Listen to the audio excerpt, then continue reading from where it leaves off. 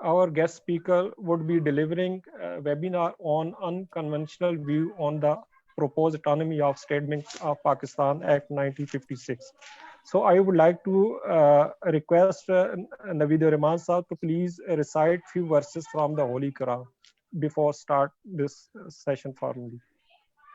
Naveed Sahab, please. Thank you. أعوذ بالله من الشيطان الرجيم بسم الله الرحمن الرحيم قل هو الله أحد الله الصمد لم يلد ولم يولد वलम यकुल लहू कुफुवन अहद। शुरू अल्लाह के नाम से जो निहायत मेहरबान रहम वाला है। तुम फरमाओ वो अल्लाह है, वो एक है। अल्लाह बेनियाज है, ना कोई उसकी औलाद है और ना वो किसी से पैदा हुआ और ना ही उसके जोड़ का कोई है। सदक़ल्लाहुल अज़ीम। Jazakallah, thank you very much, Naveed Rahman Sahab. So fellow members, we have guest speaker Kanat Khalilullah Sahab. He is FCA. He is a fellow member of ICAP, member of SEMA and ICAW. He is presently working as Executive Vice President Accounts and Payments in PTCL Group. He has diversified experience of 25-year professional experience in multinational companies, PTCL Group and Etisalat International. He has also gone through many training from the Etisalat Academy UAE, and we have requested him for this occasion to enlighten us about the proposed bill on the autonomy of State Bank Act 1956. So I would like to invite Kanat Khalilullah Sahab to please start his presentation. Thank you, sir. बिस्मिल्लाहिर्रहमानिर्रहीम rabbi इश्रह ली सदरी वयस्सिर ली अमरी वहलुल उक़दतम मिन लिसानी यफ़क़हू क़ौली। आजकल state bank के हवाले से कि autonomy के हवाले से बड़ा हॉट डिस्कशन हो रहा है मीडिया के ऊपर भी, लोगों के दरमियान में भी, और उस हवाले से जो है वो खासी बातें हो रही हैं। तो मेरा ख्याल ये है कि इसमें आप लोगों की दिलचस्पी होगी कि हम इस मौजू के ऊपर बात करें। अच्छा, ये स्टेट बैंक की जो इंडिपेंडेंस है, मैं पहले चाहूँगा कि इसका एक आपको जो फिलोसॉफिकल या इकोनॉमिक बैकग्राउंड थोड़ा सा दूँ कि ये स्टेट बैंक की इंडिपेंडेंस की बात क्यों हो रही है। जन लोगों का ख्याल ये है कि शायद सिर्फ पाकिस्तान में ये बात हो रही है और ये क्योंकि हम IMF प्रोग्राम के अंदर है तो इस लिहाज से ये बात हो रही है। हालांकि ये जो फिनोमेना है सेंट्रल बैंक की इंडिपेंडेंस का, ये वर्ल्ड वाइड फिनोमेना है और पिछले 30-40 साल से जब से ये न्यू लिबरल इकोनॉमी या न्यू लिबरलिज्म की जो बात हो रही है, जब से ये बात हो रही है उसमें कई पॉलिसीज के साथ एक पॉलिसी सेंट्रल बैंक की इंडिपेंडेंस की भी है। अच्छा, ये जो न्यू लिबरल इकोनॉमी है या न्यू लिबरलिज्म है, इसकी जो बेस है वो क्लासिकल इकोनॉमी के ऊपर है।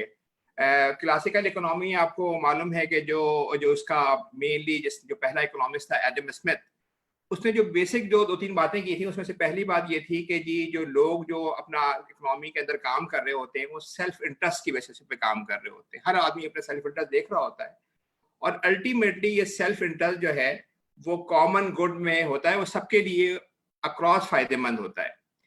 दूसरी बात उसने ये की थी कि इकोनॉमी को जो है जो जब ये सेल्फ इंटरेस्ट पे काम कर रहे होते हैं तो इकोनॉमी जो है वो जो स्टेबल होती है वो डिमांड एंड सप्लाई की फोर्सेस की बेसिस पे होती है। उसमें किसी को इंटरफेयर करने की जरूरत नहीं पड़ती, बल्कि खुद ही डिमांड और सप्लाई जो है कि फोर्सेस उसको स्टेबल कर देती हैं। और उसने एक वर्ड यूज किया जो बड़ा टेक्नोलॉजी है कि जी इनविजिबल हैंड है, कि जो फ्री एक्सचेंज ऑफ गुड्स हो रहा है, चॉइसेस लोग फ्री चॉइसेस ले रहे हैं, उसके नतीजे में इकोनॉमी अपने आप को स्टेबल करती है। अच्छा, उस वक्त उसने ये भी बात की कि जी जो कंपेटिटिव एडवांटेज की या स्पेशलाइजेशन की, यानी हर आदमी को अपने स्पेशलाइज काम करना चाहिए, हर मुल्क को स्पेशलाइज काम करना चाहिए। उसके नतीजे में उसने ये बात की कि जी ट्रेड टैरिफ को कम होना चाहिए। लोगों हर मुल्क जब अगर अपनी जो है अपनी स्पेशलाइज चीज़ों में काम करेगा तो ओवरऑल वर्ल्ड में बेहतरी आएगी। और आदम स्मिथ के ये जो नजरिया था, ये अगले 100-200 साल तक इकोनॉमी, दुनिया की इकोनॉमी के ऊपर दुनिया पे गालिब रहा और इस तरह से मामला चलता रहा। और उस जमाने में वैसे ये बात भी थी, यानी 20वीं सदी के शुरू में जब ये अमेरिका के अंदर जो सबसे पहले 1930 में ग्रेट डिप्रेशन आया, तो उस वक्त ये उसकी जो भी ख्यालात थे वो चैलेंज हुए, इसलिए कि उससे पहले लोगों का ये ख्याल था कि इकोनॉमी अपने आप को बैलेंस करती है। अगर कहीं डिमांड लेबर्स की कम होगी तो लेबर्स अपनी सैलरी कम कर लेंगे, उस पर सेटल हो जाएगा। किसी गुड्स की डिमांड, यानी ये सारी चीज़ें जो है इकोनॉमी खुद अपने आप को बैलेंस कर रही होगी। लेकिन जब 1930 में जब ये ग्रेट डिप्रेशन आया, और वो इतना बड़ा डिप्रेशन था कि अमेरिका में तकरीबन 30% लोग जो है वो बेरोजगार हो गए, वहाँ की जो स्टॉक एक्सचेंज है उसकी 80-90% वैल्यू खत्म हो गई, और बड़ा ये मतलब ये इसके इम्पैक्ट बड़े वास्ट थे पूरी इकोनॉमी पे, और उसका इम्पैक्ट जो है दुनिया भर में ही पड़ा। तो उस वक्त लोगों को ये ख्याल हुआ कि शायद ये जो आपस में बैलेंस करने वाली बात है, ये इकोनॉमी खुद से बैलेंस कर रही है, ये शायद उस तरह से ठीक नहीं है। अच्छा, उस वक्त ये भी पोजीशन थी कि अमेरिका की अगर आप मिसाल लें, क्योंकि कैपिटल वर्ल्ड का वो यानी लीडर था, तो उस वक्त ये था कि 80% लोग तकरीबन दुनिया के, 40% जो है वो एग्रीकल्चर में काम कर रहे थे, 40% जो है वो इंडस्ट्री में काम कर रहे थे। उस लिहाज से एम्प्लॉयमेंट की रिक्वायरमेंट भी ज़्यादा थी। तो ये तो था कि कैपिटलिस्ट, ये बात तो हो रही थी कैपिटलिस्ट जो है वो अपनी तनख्वाहें ठीक नहीं दे रहे हैं, लेकिन हर एम्प्लॉयमेंट का कोई मेजर मसला उससे पहले नहीं था। लोगों को जॉब्स मिल जाती थी, ऑल्दो के अच्छी, यानी जो सही पैसों पे जॉब नहीं मिल रही होंगी, लेकिन ये कि जॉब मिल जाती थी। लेकिन जब 1930 में इतनी बड़ी बेरोजगारी हुई, तो ये उसके जो ख्यालात थे ये चैलेंज हुए।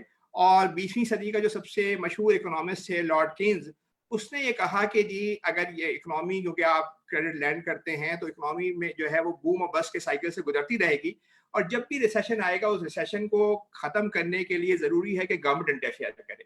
उसने मिसाल ये दी कि जब ये रिसेशन आता है तो लोगों में एनिमल स्पिरिट होती है, यानी फिर वो इन्वेस्ट नहीं कर रहे होते, फर्म इन्वेस्ट नहीं कर रही होती, लोग खरीदारी नहीं कर रहे होते, तो उसको कंपनसेट करने के लिए गवर्नमेंट की इन्वेस्टमेंट जरूरी है, गवर्नमेंट के खर्चे जरूरी हैं।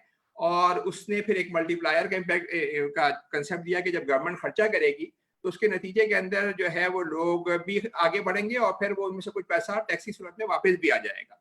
तो लॉर्ड कीन्स के जो ख्यालात थे वो 1930 में गालिब हुए, और अमेरिका और यूरोप दोनों जगहों पे उनकी पॉलिसीज पे गवर्नमेंट ने अमल किया। अमेरिका के अंदर न्यू डील्स प्रोग्राम शुरू किया सदर रूजवेल्ट ने, और तकरीबन आप सोचें कि उस जमाने में 13 मिलियन लोगों को उन्होंने जॉब्स दी, बेसिक्स जो है वो वेज के ऊपर दी। और अमेरिका का जो बहुत बड़ा इंफ्रास्ट्रक्चर जो हम आज देख रहे हैं, उनमें से बहुत बड़ा हिस्सा उस जमाने का ही बना हुआ है। उन्होंने पार्क्स बनाए, रोडें बनाई, बड़ा काम हुआ, और अमेरिका किसी हद तक रिसेशन से बाहर आ गया। और अगले 30-40 साल तक ये लॉर्ड कीन्स के ख्यालात जो है वो इकोनॉमी पे गालिब रहे। हालांकि उस जमाने में इन्फ्लेशन भी ज्यादा था, लेकिन ग्रोथ भी अच्छी थी। और यूरोप के अंदर, यूरोप अपने दूसरी जंग अजीम के बाद के 30 साल को अपने गोल्डन 30 ईयर्स कहता है, जिसमें इन्फ्लेशन तो ज्यादा था लेकिन ग्रोथ उनकी अच्छी थी।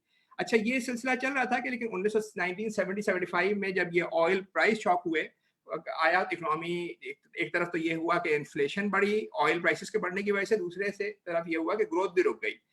तो फिर जो वो ख्यालात थे जो क्लासिकल इकोनॉमी के थे, उसको फ्रेडरिक हाइक ने जो है वो पेश किया। उसने कहा कि जी गवर्नमेंट को इकोनॉमी में इंटरफेयर नहीं करना चाहिए, क्योंकि जब भी गवर्नमेंट इंटरफेयर करती है तो वो बेनिफिट की जगह उसके हार्म ज्यादा होता है, उससे मसाइल ज्यादा पैदा होते हैं। गवर्नमेंट के इदारों की मिसाल दी उसने, कहा इतना ये कॉम्प्लेक्स काम है इकोनॉमी का कि इसमें गवर्नमेंट को इंटरफेयर नहीं करना चाहिए, बल्कि जो डिमांड एंड सप्लाई के रूल्स की बेसिस के ऊपर ही काम होना चाहिए, और जितनी फ्री मार्केट जो है वो होना चाहिए।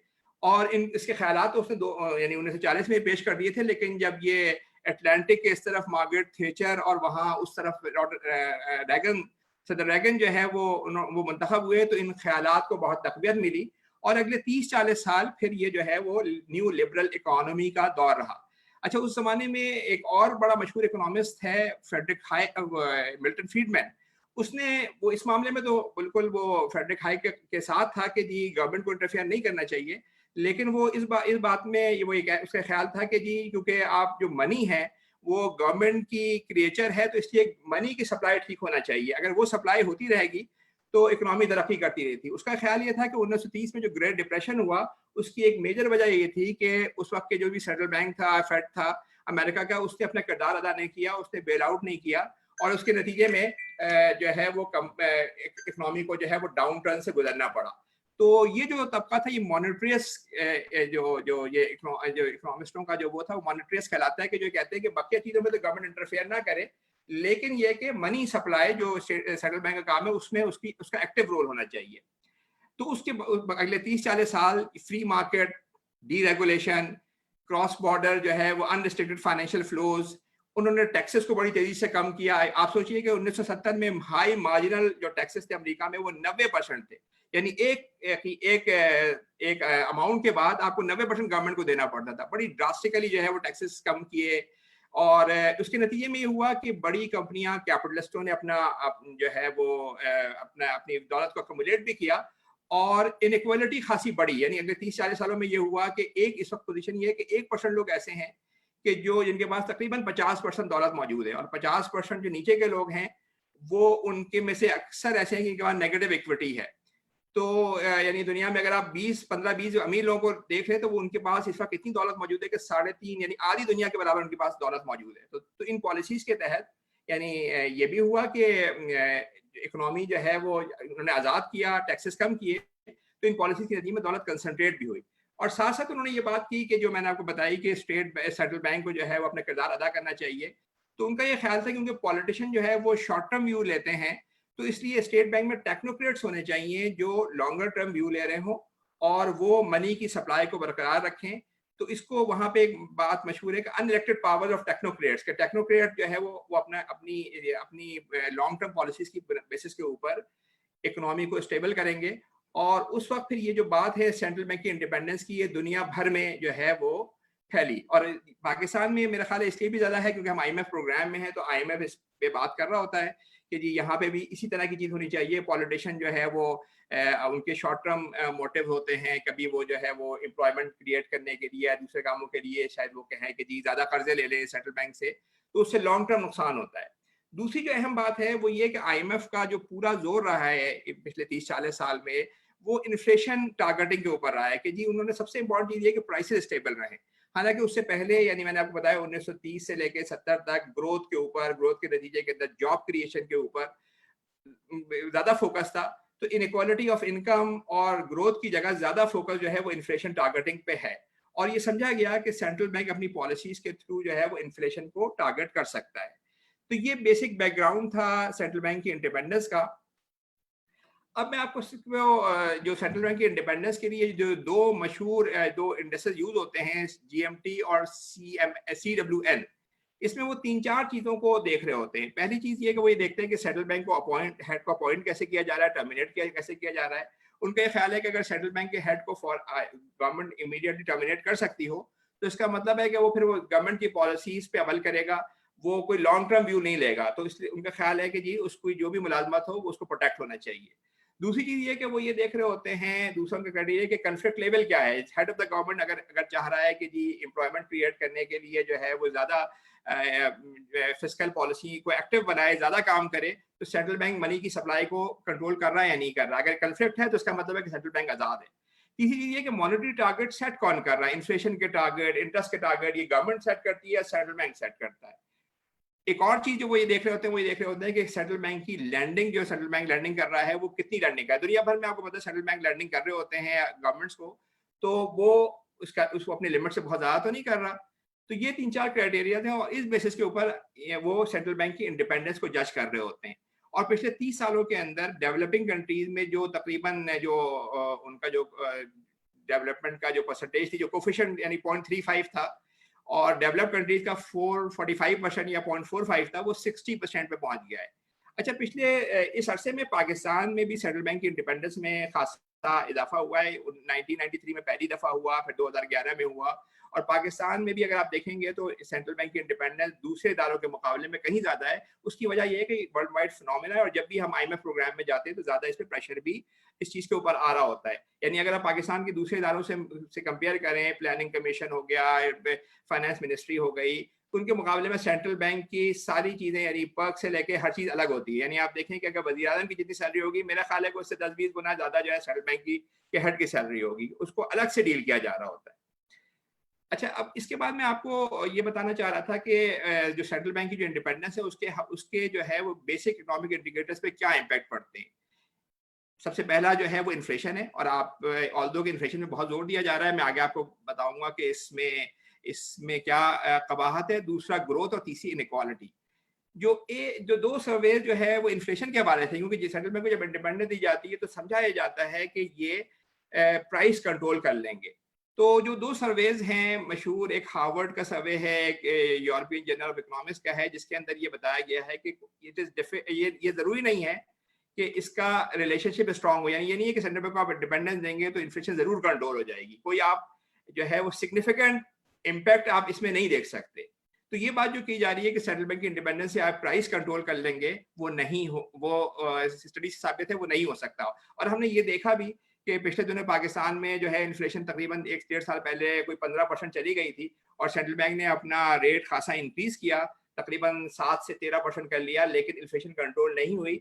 जब उसके बाद जब उन्होंने कोरोना आने के बाद अपना रेट कम किया तो फिर थोड़ी सी इन्फ्लेशन कंट्रोल हुई। तो ये बात कहना है कि जी, और पाकिस्तान में तो खासतौर पर ये पोजीशन है कि ज्यादातर आपका कॉस्ट पुश इन्फ्लेशन है, जी 60% जो कंज्यूमर बास्केट होती है वो एनर्जी प्राइसेस हैं या फूड प्राइसेस हैं, उस पे जो है वो आप इंटरेस्ट रेट ऊपर नीचे करके उसका फर्क भी नहीं पड़ रहा होता। लेकिन बहरहाल ये जो स्टडी है ये वर्ल्ड वाइड स्टडी है कि कोई सिग्निफिकेंट इम्पैक्ट नहीं है।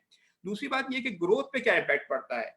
एक स्टडी में ये है कि ग्रोथ पे कोई इम्पैक्ट नहीं पड़ता। एक स्टडी ये है कि जिसमें ग्रोथ में शॉर्ट टर्म में जो है वो नेगेटिव होता है, क्योंकि स्टेट बैंक अपनी मॉनेटरी पॉलिसी को सख्त कर रहा होता है, और लॉन्ग टर्म के अंदर ये फायदेमंद होता है। लेकिन एक जो रिसेंट स्टडी है उसमें ये बताया गया है कि जो जो जो तरक्की याफ्ता ममालिक हैं, जो डेवलप कंट्रीज हैं, उनकी ग्रोथ पे नेगेटिव असर डाला है सेंट्रल बैंक की इंडिपेंडेंस ने।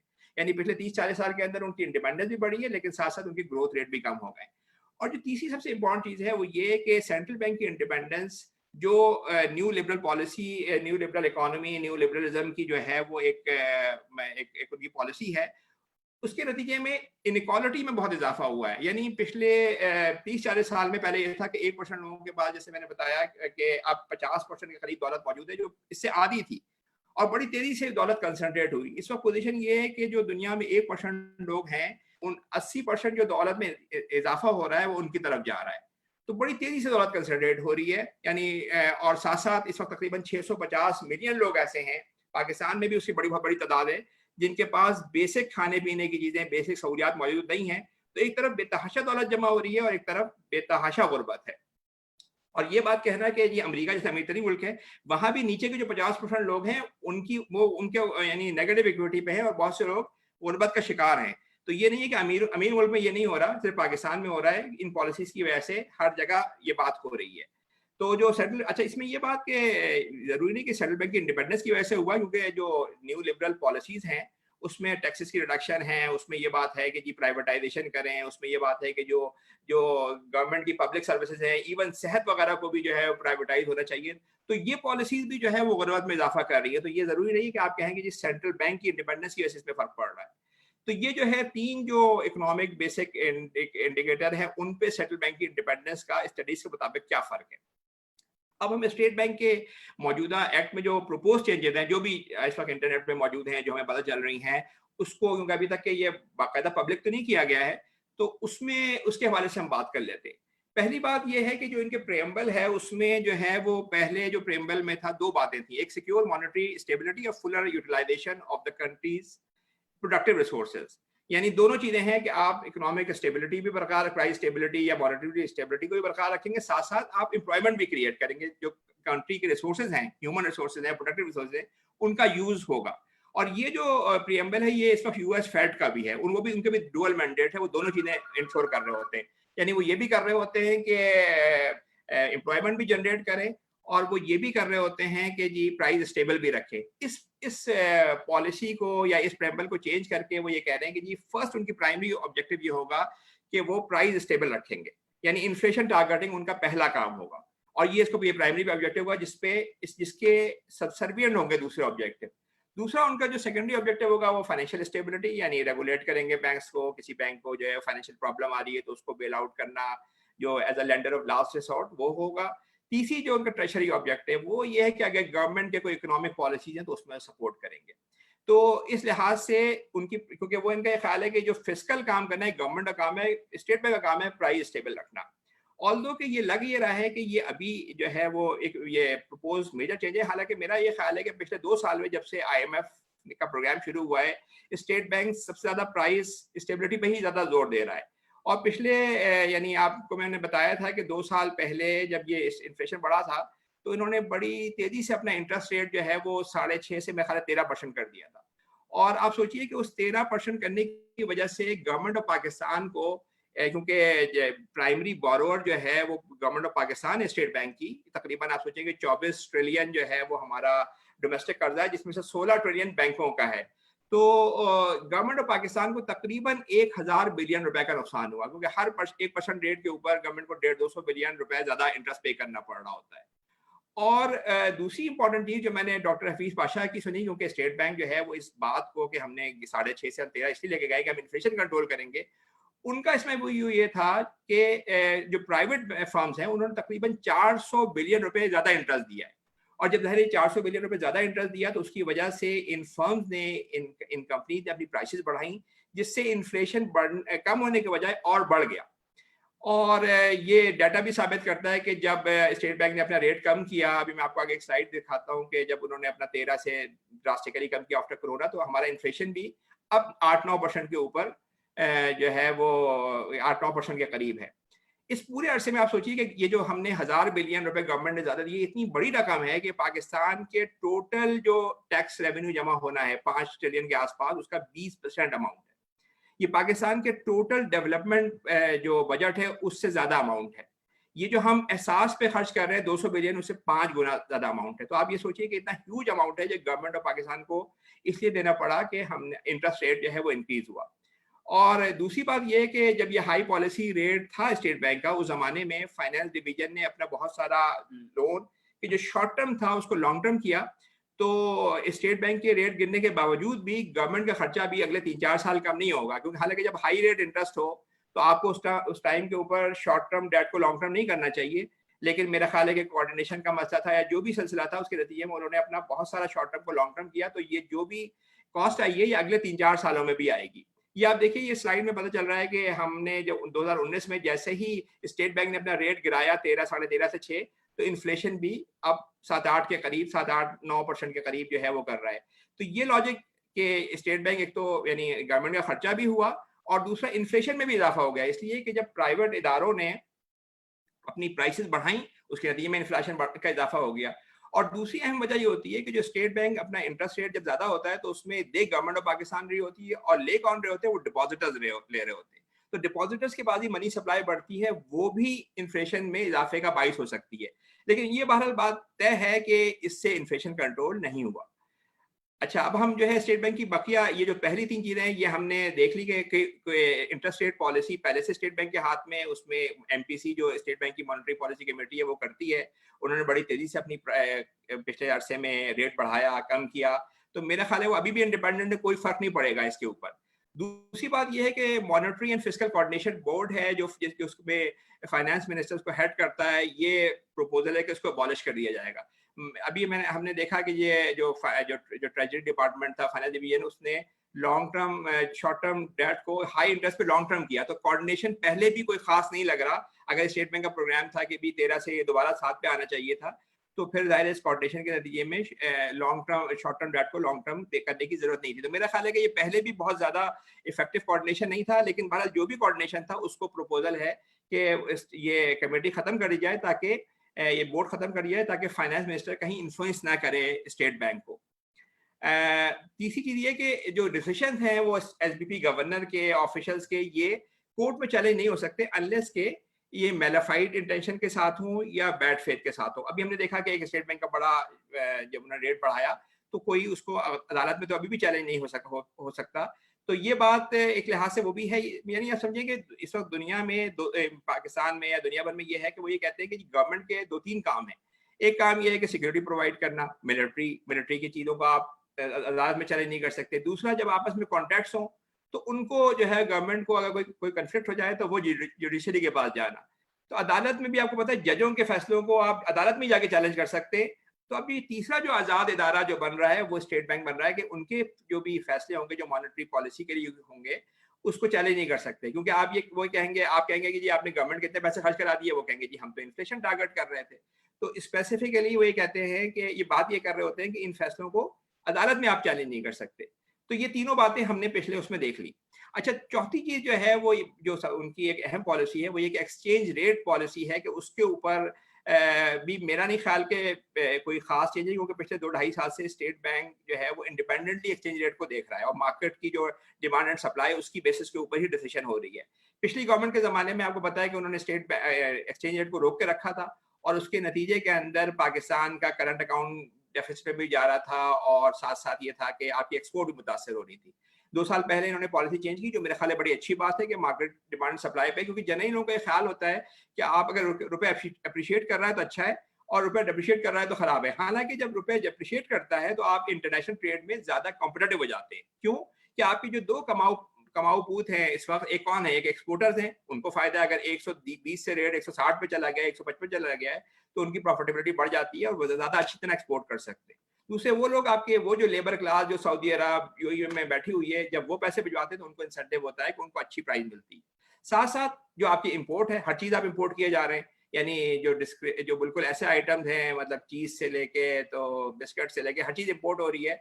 तो जब वो चीज महंगी होती है तो आपकी इंपोर्ट्स भी कम होती है। तो आप ये देखिए कि 2018 में पाकिस्तान की जो फॉरेन लायबिलिटी थी वो तकरीबन $95 बिलियन थी और हर महीने 2 बिलियन के हिसाब से बढ़ रहा था। ये करंट अकाउंट के डेफिसिट का मतलब ये होता है कि उस अमाउंट को आपको उतना लोन लेना है। तो अगर आप ये देखिए कि अगर उसी हिसाब से बढ़ता रहता तो आज पाकिस्तान का जो फॉरेन लायबिलिटीज होती वो $155 बिलियन पे होती। लेकिन ये इन्होंने एक्सचेंज रेट को मेरा ख्याल है ठीक किया। उसके नतीजे के अंदर जो है वो अब पाकिस्तान के जो दिसंबर 2020 पे लायबिलिटीज मेरा ख्याल $115 बिलियन के आसपास है। तो ये एक बड़ा अच्छा स्टेप है और मेरा ख्याल है मार्केट डिमांड सप्लाई पे भी जाना चाहिए और लोगों को ये समझना भी चाहिए कि अगर एक्सचेंज रेट जो है वो आपका क्या जो है वो डिप्रिशिएट हो रहा है तो उससे आपको कहीं इंटरनेशनल ट्रेड में फायदा भी होता है। अमेरिका और इस वक्त आपको पता है अमेरिका और चाइना के अंदर जो इंटरनेशनल ट्रेड है उसमें अमेरिका 100 बिलियन की एक्सपोर्ट करता है, चाइना 500 बिलियन की करता है।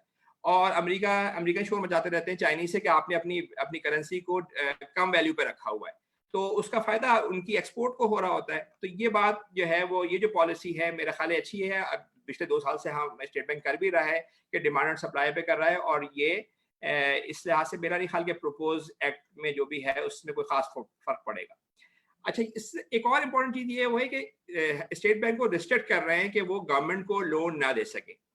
अच्छा, इसमें ये है कि जो गवर्नमेंट को लोन ना दे, अभी इसका पोजीशन ये है, मैंने आपको बताया कि तकरीबन 24 ट्रिलियन का डोमेस्टिक डेट है। अच्छा, फॉरेन डेट जो है वो आपके लिए खासा खतरनाक होता है इसलिए कि उसमें करेंसी रिस्क भी होता है और भी इशू होते हैं। लेकिन हमारा जो 2/3 डेट है वो लोकल डेट है, उसका तकरीबन यानी इस वक्त 6 ट्रिलियन जो है, 24 में से 6 ट्रिलियन जो है वो स्टेट बैंक से लिया हुआ है गवर्नमेंट ने और IMF के आने के बाद 1-2 ट्रिलियन कम भी हुआ है इसमें।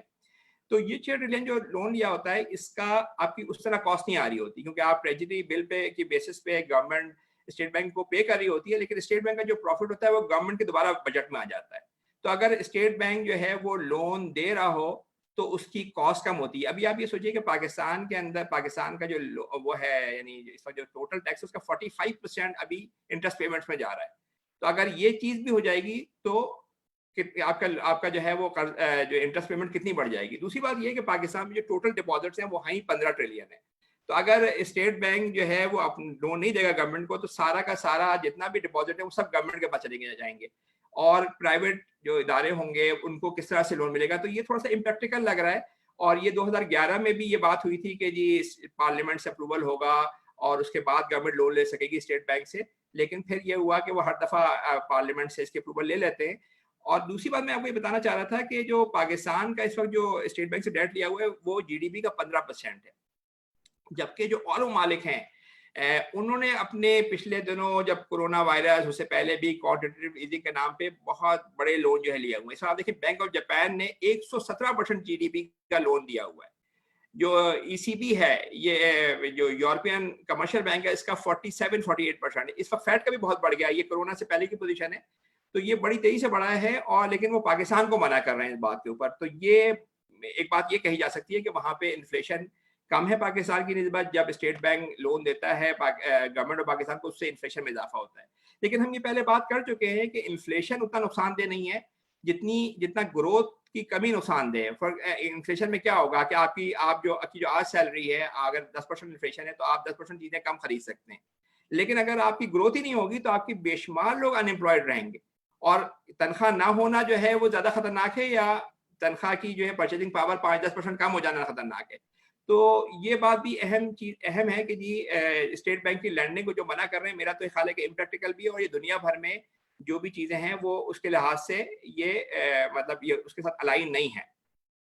अच्छा, दूसरी जो अहम मैं आपकी चीज में बताना चाह रहा था वो ये है कि जो पाकिस्तान, ये चार्ट आप जरा देखिए, इसके अंदर पाकिस्तान के डेट को जो है वो कंपेयर किया गया है और कंट्रीज के साथ। इसमें एक साइड पे हमने ये दिखाया कि हम जो इंटरेस्ट एक्सपेंस टू रेवेन्यू हमारा क्या रेशियो है, ये हमारा दुनिया में हाईएस्ट है। दुनिया में श्रीलंका से ऊपर से नजर आ रहा है। हम अपने जो भी गवर्नमेंट का जो भी रेवेन्यू आता है उसका 45% तकरीबन अपना इंटरेस्ट में पे कर देते हैं। जाहिर है कि जब आप इतना ह्यूज अमाउंट जब आप इंटरेस्ट में पे करेंगे तो उसके नतीजे में फिर आपके पास बचेगा क्या गरीबों की मदद करने के लिए, इंफ्रास्ट्रक्चर बिल्ड करने के लिए। तो दुनिया के कुछ चंद वाहिद ममालिक में है जो इतना ज्यादा इंटरेस्ट पे कर रहे हैं अपने रेवेन्यू के ऊपर। लेकिन दूसरी साइड पे जब हम देखते हैं तो हमारा डेट टू जीडीपी रेशियो, हालांकि हमारा ख्याल है कि हमारा डेट टू जीडीपी ज्यादा है बहुत, ऑल्दो के ज्यादा है, लेकिन डेवलप कंट्री से अभी भी कम है। हमारा डेट टू जीडीपी रेशियो है वो तकरीबन 85-90% के करीब, जबकि डेवलप कंट्रीज में ये 120% पे पहुंचा हुआ है, और जापान के अंदर तो और भी बहुत ज्यादा है। तो जो क्या वजह है कि इनकी इंटरेस्ट पेमेंट जो है वो रेवेन्यू जो टैक्स रेवेन्यू से में सिर्फ 2-3% है, जबकि हमारी 45% है। यानी हमारे पास जो 100 रुपए आते हैं, इतनी मुश्किल से FBR जो है वो कॉन्टेक्ट करती है ताजरों के पास, हो रही है, झगड़ा हो रहा है, पैसे जमा होते हैं, उसके बाद 45% हम टैक्स में दे देते हैं, 45% हम इंटरेस्ट में दे देते हैं। जबकि इन ममालिक के अंदर ये पोजीशन है कि सिर्फ 2-3% जो है वो इंटरेस्ट में जा रहा है। उसकी वजह ये है कि इन्होंने अपना इंटरेस्ट रेट बहुत कम रखा हुआ है। पाकिस्तान का कोरोना के बाद 13 से कम होकर 7% इंटरेस्ट रेट स्टिल जो है वो तकरीबन 28 गुना ज्यादा है, जो इस वक्त डेवलप कंट्री में तकरीबन वो जीरो रेट के ऊपर आ गए। 0.1% का एवरेज रेट है, तो उनकी जो भी डेट ज्यादा है, लेकिन क्योंकि रेट बहुत कम है उनके कमर्शियल बैंक, स्टेट बैंक्स का, उनके जो है वो सेंट्रल बैंक्स का, तो उसकी वजह से उनका अमाउंट बहुत थोड़ा जा रहा होता है। और ये बात भी अजीब है कि हम मदीने की रियासत की बात कर रहे हैं, लेकिन हमने दुनिया में सबसे ज्यादा जो है वो इंटरेस्ट रेट रखा हुआ है, और हमारा 45% of the revenue is going to interest payment in Pakistan compare to less than 5% in developed markets. अच्छा, इस हवाले से जो मैं आपको जो अनकन्वेंशनल बात करना चाह रहा था, जो मैंने इसका मौजू भी रखा था, वो यहाँ मैं थोड़ा सा जिक्र करना चाह रहा हूँ उसका, कि पाकिस्तान का जो टोटल इस वक्त डेट सर्विसिंग कॉस्ट है इस बजट में तकरीबन 2.946 बिलियन है। ये 43% of total tax and non tax revenue. अगर हम ये जो इतना ह्यूज हम डेट सर्विसिंग कर रहे हैं, इसमें से जो डोमेस्टिक ज्यादा खर्चा होता है, क्योंकि इंटरनेशनल डेट के ऊपर तो बहरहाल डेट थोड़ा सा कम होगा, इसका तकरीबन 2/3 70% जो है डोमेस्टिक डेट का खर्चा है। तो अगर हम अपना रेट जो है जिस तरह हमने 13 से 7 किया, 7 से अगर हम ये ग्रेजुअली कम करके बकिया जिस तरह से डेवलप कंट्रीज है, अगर हम 1% के नीचे ग्रेजुअली ले आए तो हम 2000 बिलियन रुपए जो है वो गवर्नमेंट बचा सकती है। ये 2000 बिलियन रुपए इतनी बड़ी रकम है जिससे आप अपने डेवलपमेंट एक्सपेंडिचर को 3 गुना बढ़ कर सकते हैं जितना भी है। और जो एहसास प्रोग्राम में जो आप हर फैमिली को, जो हर गरीब फैमिली को तकरीबन 3000 रुपए महीने दे रहे हैं, अगर ये सिर्फ वहां पे खर्च किया जाए तो ये 10 टाइम्स जो है वो ज्यादा दे सकते हैं। यानी आप सोचिए कि उन गरीब फैमिलीज को 25,000 रुपए तक के आप फैमिली भी दे सकते हैं, जिससे आप उनकी कैपेसिटी बिल्डिंग कर सकते हैं, उनको एजुकेशन दे सकते हैं, उनको सेहत दे सकते हैं। और जब ये काम होगा तो जाहिर है कि वो चीजें खरीदेंगे। तो पाकिस्तान की तो जीडीपी का सबसे बड़ा मसला यही है कि 30-35% लोग तो यूज ही अपनी उनकी तो परचेज ही नहीं कर पाते, तो कैसे आपकी जीडीपी बढ़ेगी। तो ये जो है स्टेट बैंक को मेरा ख्याल है कि ये सोचना चाहिए कि जी किस तरह से इसको रेट्स को कम करें और दूसरे ममालिक के करीब लाएं। ये बात जो जस्टिफिकेशन देती है हाई रेट रखने की, दो वजूहत देते हैं वो। एक थी कंट्रोलिंग इन्फ्लेशन, ये हमने देख लिया कि इन्फ्लेशन इससे कंट्रोल नहीं हो सकता, क्योंकि ज्यादातर इन्फ्लेशन जो है वो आपका कॉस्ट पुश है। और इवन जो अगर कॉस्ट पुश ना भी हो तो इसके बारे में कोई एक राय नहीं है कि आप इंटरेस्ट रेट बढ़ा के आप इन्फ्लेशन को कंट्रोल कर सकते हो। मैंने आपको स्टडीज ये बताई। दूसरी बात ये है कि इससे एक्सचेंज रेट जो है वो स्टेबल रहता है, क्योंकि ज़ाहिर है इसमें अगर आप इंटरेस्ट रेट हाई रखेंगे तो आप ये एक्सपेक्ट कर रहे होते हैं कि बाहर से कुछ हॉट मनी आ जाएगी जिससे आपका एक्सचेंज रेट जो है वो स्टेबल हो जाएगा। लेकिन हमने देखा जो हॉट मनी आई थी $2-3 बिलियन, वो जैसे ही कोरोना शुरू हुआ वो निकल गई। तो ये दोनों जो जस्टिफिकेशन है हाई इंटरेस्ट रेट के, फ्रॉड है। पहली बात तो ये कि इंटरेस्ट रेट हाई करने से, जो मैंने आपको पहले बताया कि फर्म्स की कॉस्ट बढ़ती है और उसके नतीजे के अंदर जो है वो अपनी प्राइसेस अल्टीमेटली बढ़ाते हैं। दूसरी बात ये कि ये पैसा जब जाता है डिपॉजिटर्स के पास तो उनके पास भी मनी सप्लाई बढ़ रही होती है, तो इन्फ्लेशन कंट्रोल नहीं हो रहा। और जो एक्सचेंज रेट है उसकी बात हम कर चुके हैं कि एक्सचेंज रेट को आपको स्टेबलाइज नहीं, यानी आपको अप्रिशिएट करने का बहुत ज़्यादा फायदा नहीं होता, बल्कि अगर वो ग्रेजुअली जो है वो मार्केट फोर्सेस की बेसिस पे हो तो आपका करंट अकाउंट कंट्रोल में रहता है। और हमने देखा कि पिछले 2 साल के अंदर जो स्टेट बैंक ने अपना मार्केट फोर्सेस पे गई एक्सचेंज रेट के नतीजे के वो करके, तो उसमें पाकिस्तान का करंट अकाउंट डेफिसिट जो 2 बिलियन पर मंथ था, इतना ह्यूज आप सोचेंगे $2 बिलियन आपको हर महीने लोन चाहिए था, वो अब तकरीबन पॉजिटिव है। तो ये बात कह रहा है कि इंटरेस्ट रेट हमने इसलिए हाई किया हुआ है कि इससे जो है वो एक्सचेंज रेट स्टेबलाइज कर रहा है, तो ये भी जो है वो बात थोड़ी ठीक नहीं है। अच्छा, ये जो मैं बात कर रहा हूँ वैसे ये लग रहा है कि शायद थोड़ी सी ये अनकन्वेंशनल बात है, लेकिन मैंने इसको सपोर्ट करने के लिए जो है वो जरा पीछे अपने जो मशहूर इकोनॉमिस्ट हैं उनका भी जो है वो मैं तस्करा करना चाह रहा हूँ। लॉर्ड कीन्स जो फादर ऑफ मैक्रो इकोनॉमिक्स कहलाता है, यानी आप सोचिए कि इकोनॉमिक्स में सबसे जो मशहूर बंदा है वो ये बंदा है लॉर्ड कीन्स। उसका ये ख्याल है, जो पहले जो उसमें लिख रहा है कि जी यानी जो हाई इंटरेस्ट रेट है या इंटरेस्ट रेट है ये विलन ऑफ द पीस है, यानी सबसे ज्यादा प्रॉब्लमेटिक इकोनॉमी के लिए ये इंटरेस्ट रेट है। दूसरी बात वो ये कह रहा है कि monetary authorities can have any rate of interest they like, यानी मॉनेटरी अथॉरिटीज यानी सेंट्रल बैंक के पास पूरी पावर है कि वो इंटरेस्ट रेट को नीचे ला सकते हैं। आप ये देखिए कि जो यूरोप की जो स्कैंडिनेवियन कंट्री थे वहाँ इवन माइनस में भी रेट है, तो भी ये नहीं कि लोग बैंकों से निकलवा लेंगे पैसे, इसलिए कि अभी स्टेट बैंक ने जब 13 से 7% किया अपना रेट, तो बैंकों के डिपॉजिट तो कम नहीं हो गए, बल्कि मेरे ख्याल 1-2 ट्रिलियन बढ़ ही गए। तो ये है कि कंट्रोल पूरा स्टेट बैंक के पास है। तीसरी बात वो ये कह रहा है कि if you play with their money on the ground that it is healthy और natural, then I have no doubt the inevitable slump will ensue, we must avoid it therefore as we would hell fire. यानी वो कह रहा है कि अगर हम ये इंटरेस्ट रेट को ऊपर नीचे करते रहेंगे तो उससे जो है वो प्रॉब्लम ही पैदा होगी। कहता है कि हेल फायर से जिस तरह आपको अवॉइड करना चाहिए उस तरह आपको हाई इंटरेस्ट रेट से अवॉइड करना चाहिए, क्योंकि अभी आप ये देखिए कि हर वक्त हर 2 महीने पे ख्याल हो रहा था कि इंटरेस्ट रेट बढ़ जाएगा, फिर क्या हो जाएगा, तो बिजनेस स्टेबल भी नहीं हो पाते। तो ये जो मशहूर एक इकोनॉमिस्ट है रैंडल रे, उसने कीन्सियन जो व्यूज को एक्सप्लेन करते हुए कहा कि a monetary policy rule is preferred, set the overnight rate at 0 and keep it there।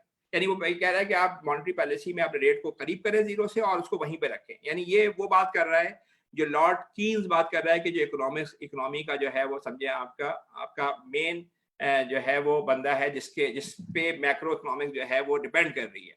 दूसरा एक बड़ा मशहूर इकोनॉमिस्ट है वो जॉन केंथ गैल्ब्रेथ, ये भी 20वीं सदी का बड़ा मशहूर इकोनॉमिस्ट है।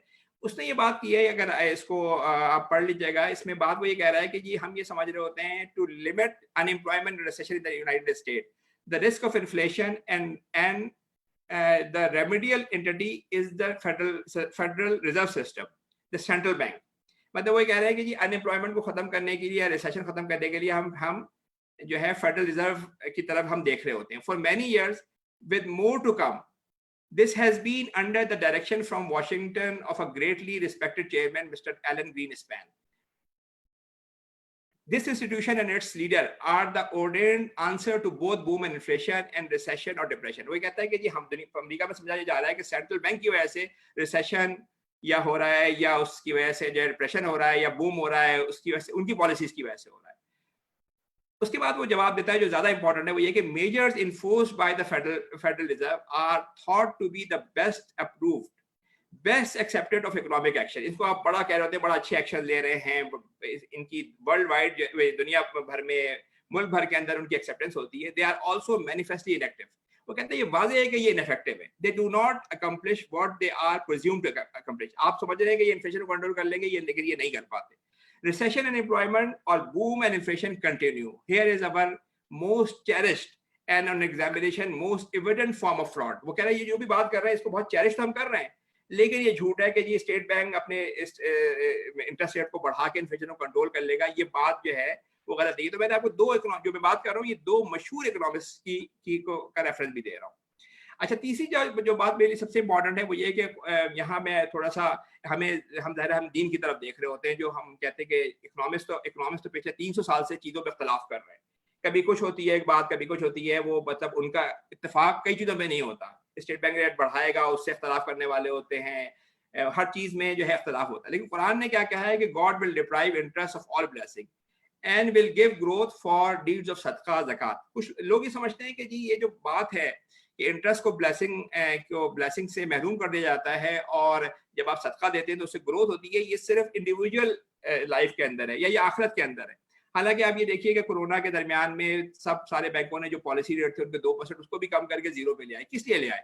कि वो अपनी इकोनॉमी में ग्रोथ चाह रहे थे। यह बात आज से 14 साल पहले कुरान ने बताई कि अगर आप इंटरेस्ट खत्म करेंगे तो आपकी ग्रोथ में इजाफा होगा, और आज ये जदीद मईशत इसको साबित कर रही है। और दुनिया भर में आप देखें, अमेरिका में 0 रेट, यूरोप में 0 रेट, जापान में तो 20 साल से 0 रेट चल रहा है, तो ये वो ग्रोथ के लिए चाह रहे हैं। दूसरी बात ये कि कोरोना के अरसे में हम दूसरी बात भी ये साबित हुई है कि उन्होंने अपने जो उन लोगों को जिनके पास पैसे नहीं थे, जॉब नहीं थी, उनको उन्होंने जो है वो डोनेशन दी है। ये सिर्फ डोनेशन इसलिए नहीं दी है कि वो उन लोगों का ख्याल है उनको, बल्कि ये डोनेशन इसलिए भी दी है कि उनकी इकोनॉमी चलती रहे। तो ये जो बात है कि जी अगर आप सदका जो है गरीब लोगों को मिलती है, और ये बड़ी कॉमन सी बात है कि अगर गरीब लोगों के पास पैसे होंगे और वो खरीदेंगे तभी तो आपकी कंपनी चलेगी, तभी तो जो है वो गुड्स की डिमांड होगी, तभी तो सर्विसेज की डिमांड होगी। तो ये दोनों बातें हैं कि जी इंटरेस्ट को ग्रोथ को खत्म कर देता है और जो डोनेशन और सदका जो है वो ग्रोथ को बढ़ा देता है। ये जदीद मईशत साबित भी कर रही है। मैंने पहले आपको 2 इकोनॉमिस्टों को दिए, लेकिन हमारे लिए ज्यादा इंपॉर्टेंट जो है वो जाहिर है कुरान की बात है। तो जो मैं आखिर में बात करना चाह रहा हूँ अपनी बात खत्म करते हुए, कि हमारे लिए जो prescription of shared prosperity and progress क्या है। पहली बात ये कि जी आप एलिमिनेट करें, एटलीस्ट कंटिन्यू करें, रिडक्शन करें इंटरेस्ट रेट के अंदर। अभी 7% है, ग्रेजुअली आप कम करें, और इससे इतना ह्यूज फिस्कल स्पेस गवर्नमेंट को मिलेगी कि जिससे वो बेतहाशा काम कर सकती है, यानी इंफ्रास्ट्रक्चर बिल्ड कर सकती है। जो गरीब हैं, जो इस वक्त पाकिस्तान की पोजीशन ये है कि तकरीबन 1/3 लोग, यानी 35%, 7 करोड़ लोग ऐसे हैं कि जो सतह गुर्बत से नीचे, यानी वो लोग हैं जिनके पास खाने पीने को नहीं है, 3 वक्त का खाना नहीं है। और दूसरी दुनिया में, दूसरे मालिक में तो ये होता है कम से कम कि उनके बच्चे पढ़ लिख के, उनके सेहत फ्री है, एजुकेशन फ्री है, पढ़ लिख के अगली जनरेशन बेहतर हो जाती है, कोई सोशल अपवर्ड मोबिलिटी का कोई चांस होता है। यहाँ तो ये भी नहीं है, क्योंकि आपने उनको ना पढ़ाई का मौका है, ना सेहत का मौका है। तो हम एक लॉस्ट जनरेशन के बारे में बात कर रहे हैं। तो जब तक ये लोग, अगर ये जो महरूम तबका है, जब तक इनको सहूलियात नहीं मिलेंगी, इनको बेसिक फैसिलिटीज नहीं मिलेंगी, पाकिस्तान माशी तौर पर तरक्की नहीं कर सकता। और जाहिर है ये मुआशरा तो बड़ा अनस्टेबल मुआशरा रहेगा ही, क्योंकि ऐसा मुआशरा जिसमें 1/3 लोगों को खाने को नहीं मिल रहा। और तीसरी बात ये कि मेरा ख्याल है मोरली हमसे सबसे ज़्यादा सवाल इन लोगों का होगा, क्योंकि अगर आप यहाँ बहुत सारे हम नेकी कर रहे होते हैं, लेकिन आप अगर दीन का भी और से ज़्यादा नहीं, तो हमें सबसे ज़्यादा जो है वो हमारी तवज्जो ये होनी चाहिए कि आपके जो भाई आसपास, जो आपकी कौम के लोग हैं, अगर वो इस हालत में है तो उनको इम्प्रूव करना जरूरी है। और इनको इम्प्रूव एक आदमी नहीं कर सकता, उनको गवर्नमेंट ही कर सकती है। अगर सोचिए ना, अगर आप 7 करोड़ लोग ऐसे हैं कि जिनको खाने पीने को नहीं मिल रहा, 1 करोड़ फैमिलीज की बात कर रहा हूँ मैं, तो 1 करोड़ फैमिलीज को एक आदमी तो नहीं कर सकता। ऑल्दो कि हम मतलब डोनेशन से काम कर रहे होंगे इंडिविजुअली, लेकिन ये गवर्नमेंट का ही काम है। दूसरी बात ये कि गवर्नमेंट का काम ये है कि वेल्दी लोगों के ऊपर वेल्थ टैक्स और ज़कात की इम्प्लीमेंटेशन करे, ताकि वो पुअर्स को सपोर्ट कर सके। क्योंकि जब आप इंटरेस्ट रेट कम करते हैं, दूसरी बात आपको ये करनी चाहिए कि जो वेल्थ के ऊपर आप लगाएं टैक्स। इस वक्त पाकिस्तान में पोजीशन ये है कि टैक्सेस का निज़ाम ख़राब है, ज़ाहिर है। और अगर आप टैक्स नहीं लगाएंगे, पैसे नहीं जमा करेंगे, तो फिर ये होगा कि आप अपनी चीज़ें और कैसे कर सकते हैं। तो अगर ये वेल्थ टैक्स और ज़कात का निज़ाम नाफिज हो, तो इस वक्त पाकिस्तान का जो टोटल इस वक्त GDP है वो 40 ट्रिलियन है। तो आप सोचें कि normally wealth to GDP ratio होता है वो 5 तक होता है। तो तकरीबन आप 2500 बिलियन रुपए आप वेल्थ टैक्स ज़कात जमा कर सकते हैं, अगर ये निज़ाम नाफिज हो। इतनी बड़ी रकम है कि इससे भी आप बहुत काम कर सकते हैं। और तीसरी इंपॉर्टेंट चीज़ ये कि पाकिस्तान की और दुनिया की हर अजीब बात है कि एक तरफ हज़ारों लोग हैं, करोड़ लोग हैं जो बेरोजगार हैं, और एक तरफ हज़ारों काम पड़े हुए हैं। और हमारा फाइनेंशियल सिस्टम ऐसा है कि हम कहते हैं डेफिसिट है, हम उनसे काम नहीं करा सकते क्योंकि बजट नहीं है हमारे पास। हालांकि ये बात भी समझने की जरूरत है कि जिस तरह दुनिया में और लोग हैं कि ये जो, यानी कभी भी ऐसा नहीं हो सकता कि पाकिस्तान के गवर्नमेंट ऑफ पाकिस्तान के बाद जो रुपया खुद छाप रही है वो कभी डिफॉल्ट कर जाए। ये तो हो सकता है कि इन्फ्लेशन हो जाए। तो ये भी अजीब बात है कि आपके करोड़ बेशुमार लोग हैं जो बेरोजगार हैं, बेशुमार काम पड़े हुए हैं, लेकिन आप उनसे वो काम नहीं करवा पा रहे। तो ये 3 इंपॉर्टेंट चीजें हैं जो मैं बात करना चाह रहा हूँ। एलिमिनेशन, रिडक्शन ऑफ इंटरेस्ट, दूसरी वेल्थ टैक्स, ज़कात की इम्प्लीमेंटेशन, और दूसरी चीज ये कि आप जॉब्स क्रिएट करें, जिसके नतीजे में पाकिस्तान जो है वो तरक्की करे और हम तरक्की और खुशहाली पे मजमूई तौर पे उस शाहरा पे गामजन हो सके। थैंक यू जी। Thank you very much sir for detail presentation. आपने बड़ा अच्छा प्रॉज एंड कॉन्स एक्सप्लेन किए अमेंडमेंट्स जो ऑटोनॉमी बिल्स के ऊपर। और आपने बड़ा अच्छा इसको लिंक करने की, इकोनॉमी के साथ लिंक करने की कोशिश की कि lower the interest higher the growth etcetera. So थोड़ा से व्यूज़ के लिए मैं I would like to invite Shahzad Ahmed Malik साहब, जो हमारे वाइस प्रेसिडेंट है ICMAP के, and he is chief CEO of Shahzad Malik management consultants private limited, और ये एग्जीक्यूटिव मेंबर्स हैं, चेयरमैन है taxation committee of Rawalpindi chamber of commerce and industry के, और he is also on board member of various companies. He is also board member of SAFA, South Asian Federation of Accountants, and CAPA, Confederation of Asian Pacific Accountants. So I would like to Shahzad Malik Saab to please comment and give his views on this bill and on this. Thank you very much, Nawaz Saab. Assalamu alaikum and very good evening. Thank you, Mr. Kanid Khalilullah Saab, for enlightening us with your candid views and proposed autonomy of State Bank of Pakistan. I would like to thank you to our chief guest of today's event, Dr. Murtaza Sayyed, Deputy Governor, State Bank of Pakistan, who spared his valuable time for us, and congratulate to our Islamabad Branch Council for organizing such a wonderful event on this very important topic. Thank you, Mr. Adil Amin, Chairman IBC, Mr. Abdur Rab Khan, Secretary IBC, and Mr. Muhammad Nawaz, Chairman CBD Committee of IBC, for making this event possible. As you know, that a debate around proposed amendment to govern the State Bank of Pakistan has picked up momentum in recent days, with critics saying it would hand over control of the economy to multilateral leaders whose main priority would be to ensure debt repayments rather than leading to indigenous growth that would create more jobs and create overall better infrastructure for the people of Pakistan. Proposed amendment to the central bank came after an announcement by the IMF last month. It would resume a $6 billion rescue package that has been suspended for over a year agencies. According to the proposed bill, granting autonomy to the state bank will allow the institution to overcome inflation, ensure sustainable economic growth, and avert a recurring foreign exchange crisis. Once the legislation is passed, Pakistan would not need to keep turning to friendly countries and IMF institutions to stave off a recurring balance of payment crisis. The autonomy bill would present it to Parliament through discussion on its pros and cons. It depends to our Parliament how to make the decision on this important issue. However, Pakistan independent economists have opposed these measures, arguing that such autonomy would render state bank high-ups above the law and the Constitution of Pakistan. Since greater autonomy for the state bank was on the precondition of IMF for realizing future tranches of its $6 billion loan, may have raised fears about its long-term impact, not only on the economy, but also on the country's overall sovereignty. How much autonomy should the state bank enjoy has been a contentious issue. There are three main objectives of the proposed legislation, including price and financial stability and promotion of the development and growth schemes of the government. These key performance indicators would allow the country parliament to hold the central bank accountable.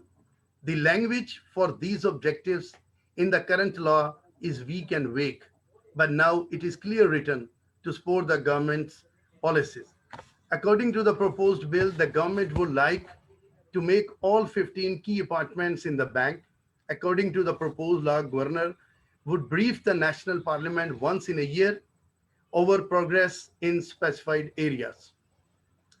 In the end, I would like to thank you, all the members of our institute, our chief guest, Dr. Murtaza Sayyed, our learned speaker, and all participants for joining us today, and our secretariats too. Thank you very much, and Ramzan Mubarak. Thank you. Thank you, sir. Thank you, Shahzad Malik Saab. Now I would like to invite Dr. Murtaza Syed Saab. So before inviting him, I would like to have a little bit introduction about Dr. Murtaza Syed Saab. He is a Deputy Governor Policy in State Bank of Pakistan. He is a PhD in economics from Nuffield College at University of Oxford. Dr. Saab has assumed his responsibility on January 27, 2020, and has more than 20 years of experience in macroeconomic research and policy making. He worked with the IMF for 16 years before joining State Bank of Pakistan. He served as an advisor in IMF Institute of Capacity Development, overseeing the planning and implementation of IMF training and technical assistance program around the world. He was also Deputy Division Chief in the IMF Strategy, Policy and Review Department, and was involved in IMF program and surveillance of various emerging markets in advanced economies. So he has published papers on a variety of macroeconomic issues, including fiscal and monetary policy, financial stability, economic crisis, investment, demographic, poverty and inequality. So there's a list of काफ़ी सारी लंबी list है introduction के लिए. तो sir मैं doctor Murtaza Saeed साहब से रिक्वेस्ट करूंगा काइंडली सर अपने व्यूज थोड़े से शेयर करें हमारे इस वेबिनार के ऊपर और प्रपोज अमेंडमेंट्स जो बिल है स्टेट. Thank you sir. जी बिस्मिल्लाहिर्रहमानिर्रहीम. बहुत शुक्रिया मोहम्मद नवाज साहब, बहुत शुक्रिया शहजाद साहब एंड ऑल्सो कानिद साहब for a very very interesting presentation. Very unconventional जिस तरह आपने कहा, लेकिन वेरी इंटरेस्टिंग नॉनदलेस. और ICMA के सारे मेंबर्स को भी मेरी तरफ से सलाम. And I am happy to see almost 100 participants are part of this webinar. इससे पता चलता है कितना इंटरेस्ट है लोगों को इस टॉपिक में. नवाज साहब, thank you very much for the introduction. Also एक जो सबसे प्रोबेबली प्राउड चीज़ है मेरी CV पे, वो अक्सर लोग उस तक पहुंच नहीं सकते क्योंकि काफ़ी लंबी इंट्रोडक्शन हो जाती है. लेकिन मेरे लिए जो सबसे खुशी की बात है वो ये कि जब मैंने अपनी नौकरी शुरू की, अपना करियर शुरू किया, तो मैंने अपने 2 साल जो थे फॉर्मेटिव ईयर्स, वो डॉक्टर महबूबुल हक के साथ मैंने काम किया था.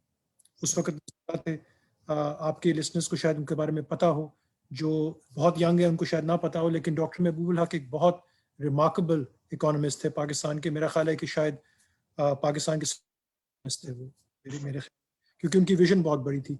वो ना सिर्फ इकोनॉमिक्स को समझते थे, लेकिन उनको कम्युनिकेशन भी बहुत अच्छी तरह आती थी. और वो पाकिस्तान के फाइनेंस मिनिस्टर रह चुके थे 1980s में. ह्यूमन डेवलपमेंट जो एक थॉट है पूरी दुनिया में कि इंसानों को कैसे आपने डेवलप करना है, उनमें उनका सेमिनल कंट्रीब्यूशन थी. ये जो ह्यूमन डेवलपमेंट इंडेक्स बनाया हुआ है UNDP ने, ये इन्होंने बनाया हुआ था. तो मुझे बड़ी खुशी होती है इस बात की कि मैंने जो ज़िंदगी के जो सबसे मेरे फॉर्मेटिव ईयर्स थे वो महबूबुल हक साहब के साथ थे. तो मेरी जो ओरिएंटेशन है, आपने शायद ये सुना हो कि 17 साल 18 साल IMF में काम किया, ये वो. मेरी ओरिएंटेशन हमेशा डेवलपमेंट की तरफ है, अपने मुल्क की तरफ है. और मुझे बड़ी खुशी है कि मुझे ये मौका मिला है कि वापस आके पाकिस्तान जो मैंने चीज़ें सीखी हैं बाहर से, वो मैं अगर यहाँ अप्लाई करके कोई मुल्क का फ़ायदा हो जाए तो मुझे इससे ज़्यादा खुशी नहीं होगी. एक तो थोड़ा सा मैं आपको बताना चाह रहा था. लेकिन जो ज़्यादा अहम बात है आज की वेबिनार की, वो ये है कि कानिद साहब ने बड़ा अच्छी तरह एक ऑल्टरनेटिव व्यू दिया है हमें, सेंट्रल बैंक इंडिपेंडेंस का भी और मॉनेटरी पॉलिसी का भी, इंटरेस्ट रेट्स का भी. और उनमें काफ़ी चीज़ें जो उन्होंने कही हैं उनके साथ मैं इत्तेफाक करता हूँ. फॉर एग्ज़ाम्पल, मैं उनके साथ बिल्कुल इत्तेफाक करता हूँ कि जो इकोनॉमिस्ट हैं, जो पॉलिसी मेकर्स हैं, उनको अपने आप को डेवलपमेंट की तरफ, एम्प्लॉयमेंट की तरफ, पॉवर्टी एलिविएशन की तरफ, लोगों के वेलफेयर की तरफ ज़्यादा से ज़्यादा ओरिएंट करना चाहिए.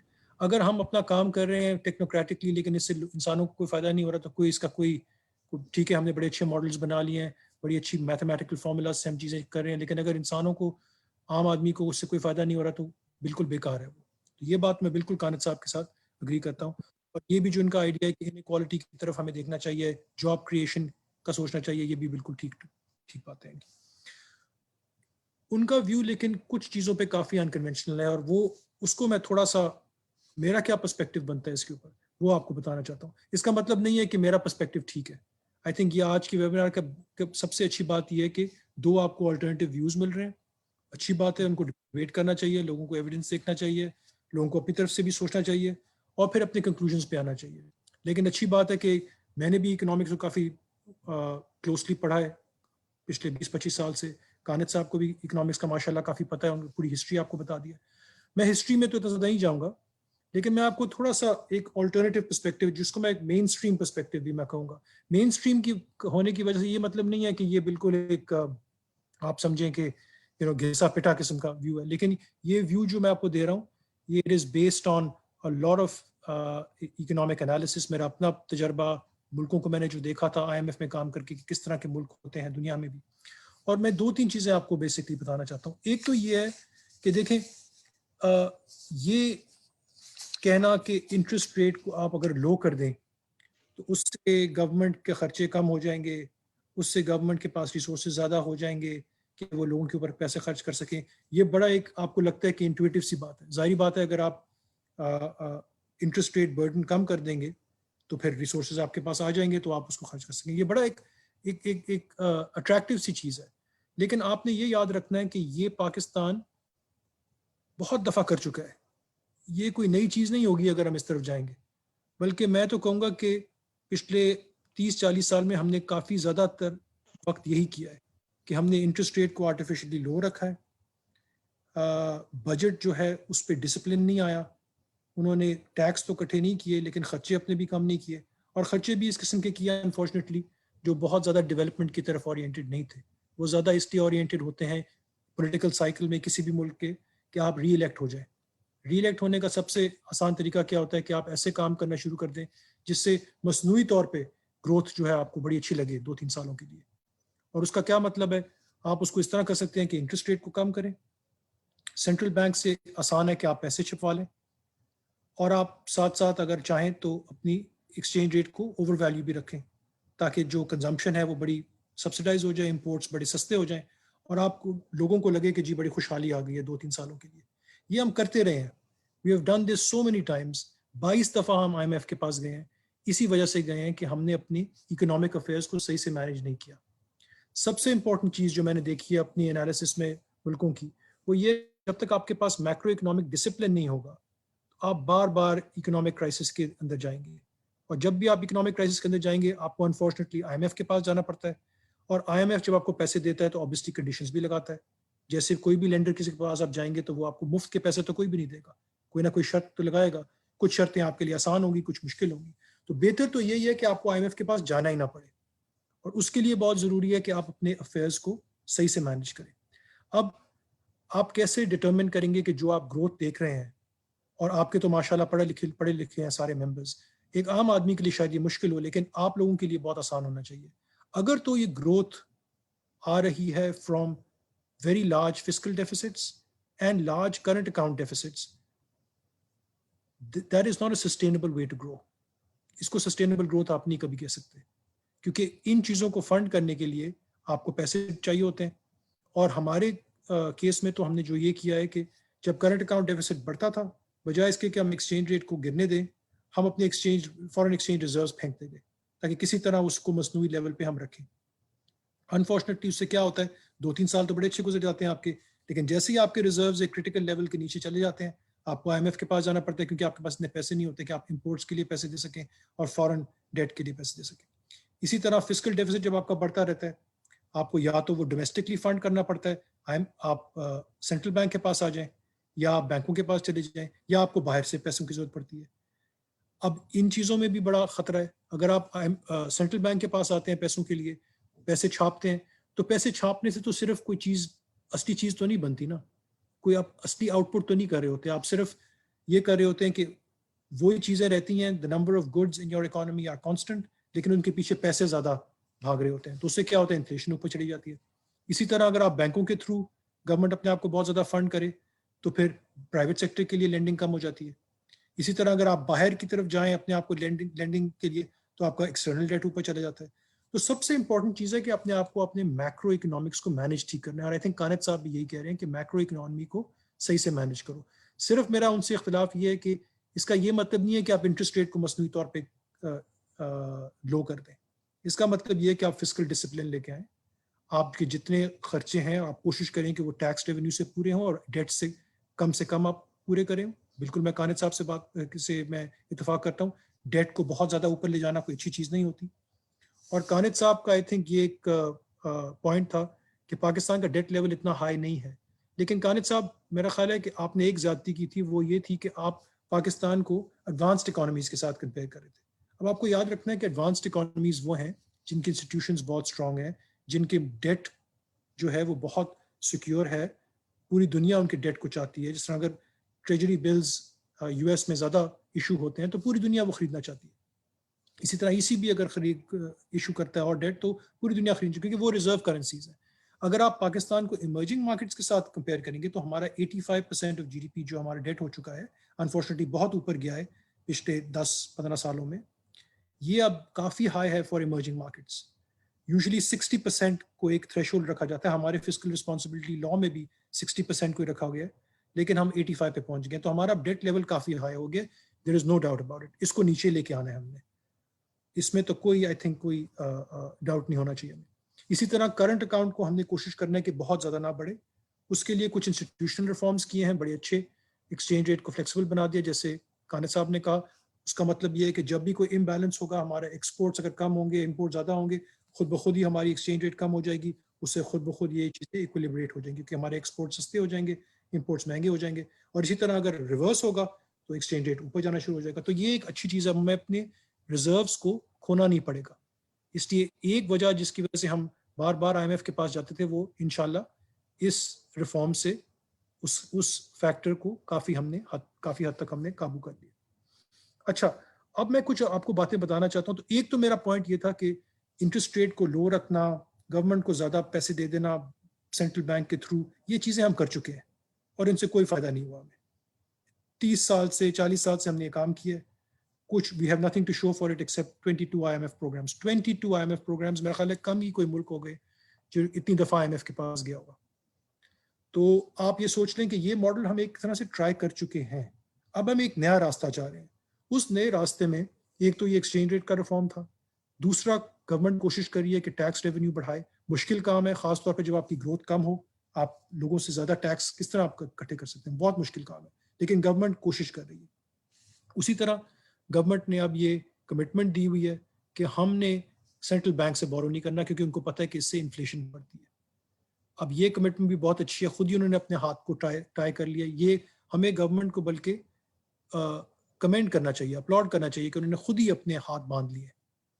तो ये भी एक बहुत अच्छी चीज़ है। एक नया डायरेक्शन पाकिस्तान कोशिश कर रहा है, ताकि बार बार IMF के पास ना जाना पड़े, क्योंकि IMF के पास जाने से ऑब्वियसली मुल्क जो है उसको फिर कंडीशनैलिटी के अंदर आप ले आते हैं, आप अपनी थोड़ी सी खुद मुख्तारी तो खो बैठते हैं। जब भी आप किसी के पास पैसे मांगने के लिए जाते हैं तो कोई ना कोई तो आपको चीज़ें गिव अप करनी पड़ती हैं। तो हम कोशिश ये कर रहे हैं, गवर्नमेंट भी, स्टेट बैंक भी, कि अब ये काम ना होना पड़े। इसके लिए हमने कुछ रिफॉर्म्स किए हैं, और मैं आपको कहूँगा कि स्टेट बैंक एक्ट के अंदर जो प्रपोज्ड अमेंडमेंट्स हैं उनको भी आप इसी तनाज़े में देखें।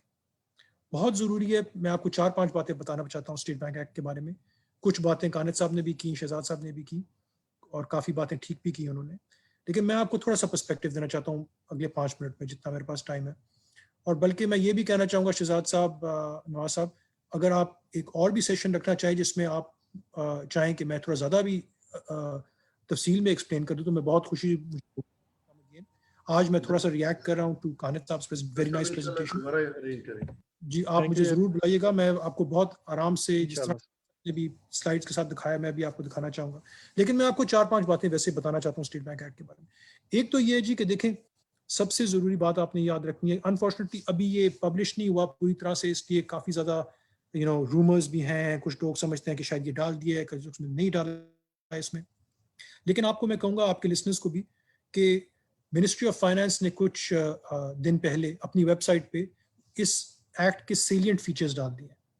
एक किस्म की आप समझे सबसे इंपॉर्टेंट पॉइंट्स उन्होंने दिखा दिए आपको। आप प्लीज़, आपके जितने भी लोग सुन रहे हैं हमें आज वेबिनार में, आप जाएं, आप उस चीज़ को देखें, आराम से पढ़ें। और आपको ये भी मैं बता दूं कि जब ये सही से निकलेगा, जब ये पूरा टेक्स्ट निकलेगा, तो बहुत सी चीज़ें जो लोग इसके बारे में कह रहे हैं वो आप देखेंगे कि सही नहीं है। दूसरी चीज़ मैं कहना चाहता हूँ कि देखें, एक प्रॉपर लेजिस्लेटिव प्रोसेस फॉलो हो रहा है। ये नहीं हो रहा कि स्टेट बैंक एक्ट को हम एक ऑर्डिनेंस के थ्रू पास कर रहे हैं, हम ये चाहते भी नहीं है। हम चाहते हैं कि ये एक पूरा इसके ऊपर एक अच्छी डिबेट हो, हेल्दी डिबेट हो। हम ये नहीं कहते कि हम अक्ल कुल हैं। हमने कोशिश की है मिनिस्ट्री ऑफ फाइनेंस के साथ मिलके, IMF के साथ मिलके, हम चीज़ें डालें जो पाकिस्तान के लिए फ़ायदेमंद हो और इंटरनेशनल बेस्ट प्रैक्टिस के साथ मिलती जुलती हों। लेकिन हो सकता है कि इनमें से कोई चीज़ें अगर वाकई लोग इनको देखें, ज़िंदगी में बड़ी कम चीज़ें होती हैं जो ब्लैक एंड वाइट होती हैं, हर चीज़ में ट्रेड ऑफ होता है।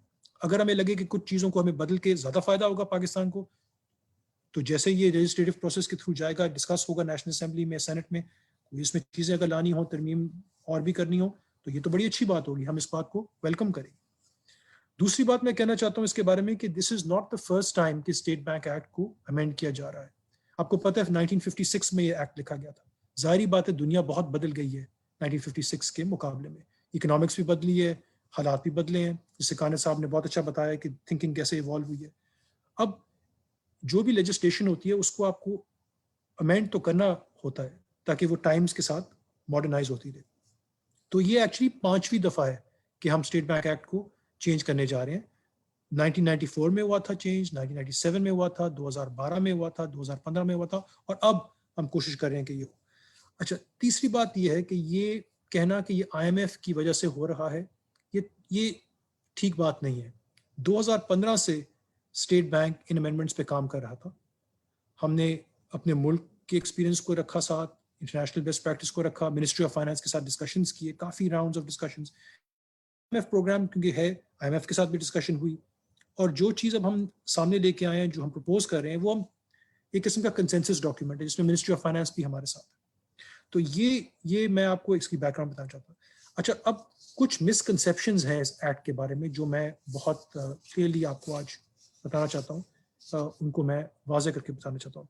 सबसे पहले तो ये आइडिया है कि अब स्टेट बैंक जो है वो सिर्फ इन्फ्लेशन को देखा करेगी और कोई चीज़ नहीं देखेगी, और ये बड़ा ख़तरनाक है पाकिस्तान के लिए, इसका मतलब है डेवलपमेंट के लिए हम कोई काम नहीं करेंगे। ये बिल्कुल गलत है। सबसे पहली बात तो ये है कि ये ठीक है कि स्टेट बैंक का प्राइमरी ऑब्जेक्टिव प्राइस स्टेबिलिटी होगा। प्राइस स्टेबिलिटी का मतलब है कि इन्फ्लेशन को लो और स्टेबल रखना, और मैं आपको बताऊं कि इन्फ्लेशन को लो और स्टेबल रखना एक बहुत अच्छी चीज़ है इकोनॉमिक ग्रोथ के लिए भी, क्योंकि अगर आपकी लो और स्टेबल इन्फ्लेशन होगी तो अनसर्टनिटी कम होगी, प्राइसेस के बारे में लोग ज़्यादा कॉन्फिडेंटली देख सकते हैं, आगे कंजम्पशन डिसीजंस बना कर सकते हैं, अपनी इन्वेस्टमेंट कर सकते हैं, और ये एक नेकी का काम भी है क्योंकि जितनी भी इन्फ्लेशन कम होगी गरीबों का उसमें ज़्यादा फायदा होगा। तो इनइक्वालिटी भी जो है, प्राइस स्टेबिलिटी को इंश्योर करके इनइक्वालिटी भी कम होनी चाहिए। इसके साथ साथ मैं आपको ये भी बता दूं कि 2 और ऑब्जेक्टिव्स भी हैं हमारे। ये नहीं है कि सिर्फ ये ऑब्जेक्टिव है हमारा, इसके साथ साथ ये भी हमने करना है कि डिपॉजिटर्स जो हैं जिन्होंने अपने पैसे रखे हुए हैं फाइनेंशियल सिस्टम में, बैंक्स में, उनका हमने ख्याल रखना है, फाइनेंशियल स्टेबिलिटी इसको कहते हैं। और तीसरा, हमने गवर्नमेंट को सपोर्ट करना है ग्रोथ में और फुल एम्प्लॉयमेंट में और प्रोडक्टिव रिसोर्सेज में, जिस तरह आपको कानिद साहब ने बताया। अब इसका ये मतलब नहीं है कि हमने बिल्कुल ग्रोथ को देखना ही नहीं है, सिर्फ ये होगा कि as long as price stability is not being compromised, फिर हम वो सारे काम कर सकते हैं जो फाइनेंशियल स्टेबिलिटी के लिए भी अच्छे हों और ग्रोथ के लिए भी अच्छे हों। अब ये क्यों अच्छी चीज़ होगी? इसका मतलब ये होगा कि आगे जाके अगर हमें लगेगा कि कुछ अनसस्टेनेबल पॉलिसीज हैं गवर्नमेंट की जो ग्रोथ को आर्टिफिशियली हाई करने की कोशिश कर रहे हैं, लेकिन उससे इन्फ्लेशन शायद आ जाए, तो हम एक्ट करेंगे ऑब्वियसली, क्योंकि इन्फ्लेशन जो है अगर वो बहुत ऊपर जाना शुरू हो जाएगी तो पूरी इकॉनमी के लिए वो नुकसानदेह होगा। तो सबसे पहले तो मैं आपको ये बताना चाहता हूँ कि ये हमने 95 सेंट्रल बैंक्स को देखा था, उनमें से 74 सेंट्रल बैंक्स ऐसे ही हैं जिनका प्राइमरी ऑब्जेक्टिव इन्फ्लेशन को टारगेट करना, प्राइस स्टेबिलिटी होगा है। और इसमें सिर्फ एडवांस्ड इकोनॉमीज नहीं है, इसमें हमारी तरह के भी मुल्क हैं, इसमें फिलीपींस है, मलेशिया है, इंडोनेशिया है, कोलंबिया है, मंगोलिया, जॉर्डन, ये सारे इमर्जिंग मार्केट्स हमारे साथ मिलते जुलते हैं, कोई हमारे से डिफरेंट नहीं है। तो सबसे पहले तो मैं आपको ये बताना चाहता हूँ कि प्राइस स्टेबिलिटी हमारा मेन ऑब्जेक्टिव होगा, इसलिए कि प्राइस स्टेबिलिटी को ही सेंट्रल बैंक डायरेक्टली अफेक्ट कर सकता है। ये जो बाकी ऑब्जेक्टिव्स हैं ग्रोथ, इसमें बाकी एक्टर्स को भी कुछ करना पड़ेगा, लेकिन इसका ये मतलब नहीं है कि हम ग्रोथ के लिए कुछ नहीं करेंगे। तो ये तो मैंने एक चीज आपको क्लियर करनी। दूसरी चीज, लोग कह रहे हैं कि जी आप कोऑर्डिनेशन गवर्नमेंट के साथ खत्म कर रहे हैं, वो monetary and fiscal coordination board को खत्म कर रहे हैं।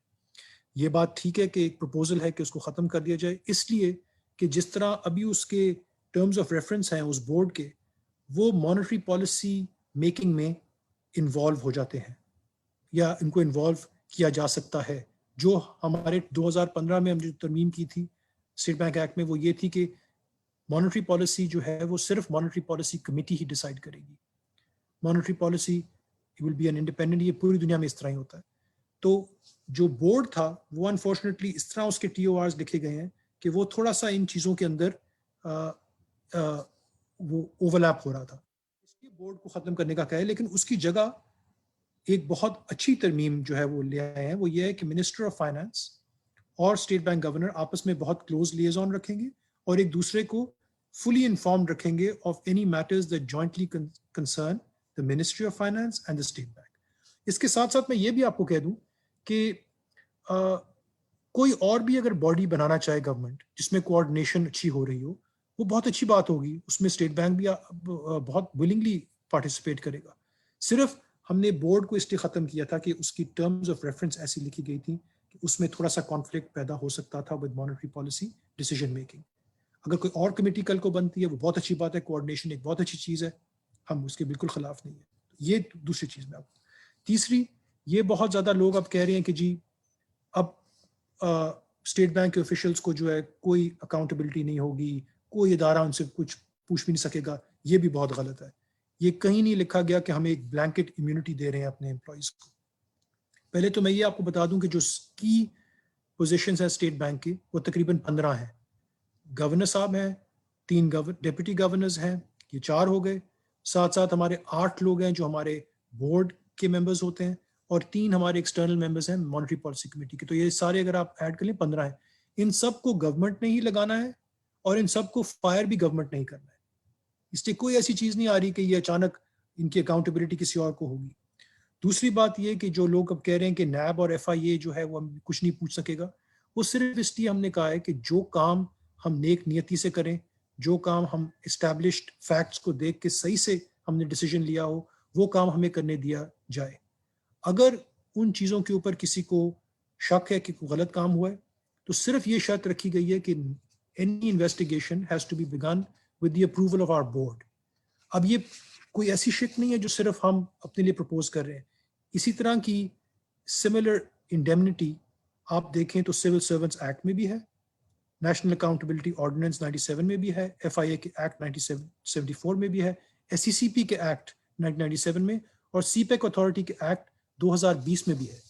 तो ये चीज़ें कोई ऐसी नहीं है जो सिर्फ स्टेट बैंक अपने आप। और ये क्यों ज़रूरी है? ये इसलिए ताकि हम अपना काम कर सकें और हमें ये खौफ ना हो कि हमने कोई भी काम किया तो हमें बहुत ज़्यादा कोई प्रेशर आ जाएगा। सिर्फ इसलिए डाला गया, लेकिन अकाउंटेबिलिटी बिल्कुल है।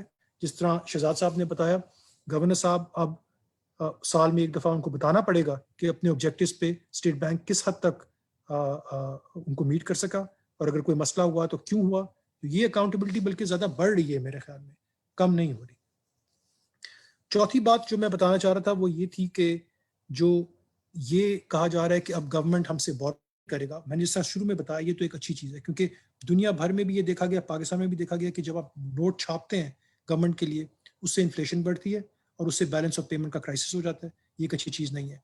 पूरी दुनिया में जो हमने स्टडी किया था 95 सेंट्रल बैंक्स, उनमें से 50 ने कहा है कि बिल्कुल कोई गवर्नमेंट बोरोइंग अलाउ नहीं करेंगे और बेशतर बाकी जो हैं उन्होंने कोई ना कोई लिमिट रखी हुई है सेंट्रल बैंक की फाइनेंसिंग ऑफ द गवर्नमेंट, क्योंकि ये इस्टेब्लिश्ड फैक्ट है कि ये एक अच्छी प्रैक्टिस नहीं होती। लेकिन इसके साथ साथ हमने ये कहा है कि सेकेंडरी मार्केट में अगर ट्रेडिंग होगी गवर्नमेंट बॉन्ड्स की, वो जाके सेंट्रल बैंक खरीद सकता है। वो ज़्यादा ट्रांसपेरेंट भी है और उसमें प्राइस डिस्कवरी भी है और वो इन्फ्लेशन के लिए भी बेहतर है।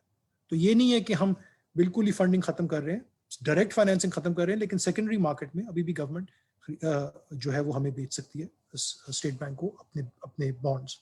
इसके साथ साथ खुदा न खास्ता अगर कोई बहुत बड़ी इमरजेंसी हो जाए, कोई जंग हो जाए, तो ऑफ कोर्स उस तरह के एस्केप क्लॉजेस हमेशा सेंट्रल बैंक के एक्ट्स में होते हैं, वो हमारे एक्ट में भी डाला जा सकता है कि अगर कोई बहुत इमरजेंसी सिचुएशन हो तो ये चीज़ हम सेंट्रल बैंक फाइनेंसिंग भी कर सकते हैं। लास्ट चीज़ जो मैं आपको कहना चाहता हूँ वो ये है कि ये भी एक तासुर दिया जा रहा है कि जो हमारे सपोर्टिव फैसिलिटीज़ थे, रीफाइनेंस फैसिलिटीज जिन्हें हम कहते हैं, जिससे हम लो इंटरेस्ट रेट पे बैंक्स को पैसा देते हैं ताकि वो बोरोवर्स को दे सकें आगे, वो हम ख़त्म कर रहे हैं। बिल्कुल नहीं है, वो बिल्कुल रहेंगी। वो बिल्कुल अब क्लियर कर दिया गया कि ये चीज़ हम कर सकते हैं एज लॉन्ग एज कि हमारे जो बाकी ऑब्जेक्टिव्स हैं वो उनके साथ कंसिस्टेंट हो।